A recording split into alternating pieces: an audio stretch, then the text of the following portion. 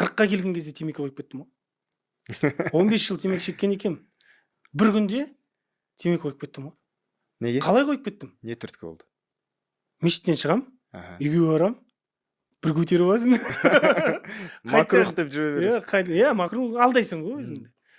Дәрет алып аласың, жуасың, бәрін әтіріңді себесің, мешітке қайттан барасың. Қайттан шығасың, қайттан шығасың, қайттан. Мен екі ортада бүйтіп жүріп, мешітке кетіп бат, ойлаймын, сонда мен мешіттегі адамдардан ұялып тұрмын ба қазір? Бірақ мені Алла көріп тұр да, мен Алладан ұялмай тұрмын ба сонда?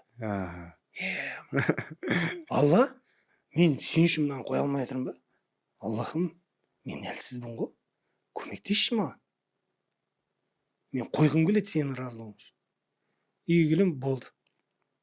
Шекпеймін деймін. Просто қойып кеттіңіз. Просто қойып кеттім. Болды. Осознание келді, все. Иә. Қоя алмаймын. 15 жыл шектім. 15 жыл шектім, қоя алмаймын. Адам бар ғой, біз өзімізді бешара қылып тастауға, аянышты қылып тастауға, біреудің алдында жылануға керімбіз ғой. Соның ішінде мен сондай болдым да. Кейін бар ғой, маған осыдан 2023 жылы жол манағы өтпей қалады. Сөйтіп мен құлаған кезде бір үлкен ағам шақырып алды да, Жахан деді. Мен айтам ғой, аға, 2 кином шіріп кетті, минусқа кіріп кеттім, 100 миллион қарызым бар, анау бар, мынау бар деп тоқта деді. Көп жылдан бері дінде жүрген адам ғой.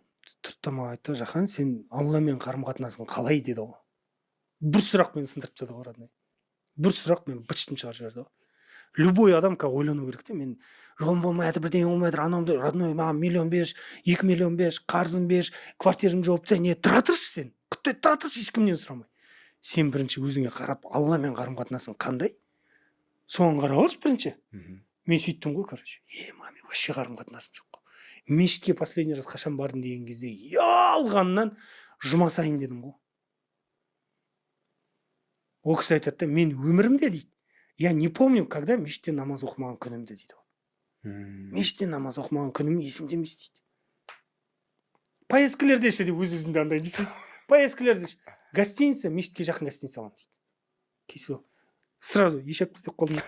Біз ешекпіз. Сол себептен. Уже түсіндіңіз ба не үшін жол жүрмей қалғанын? Болды, бәрін түсіндім.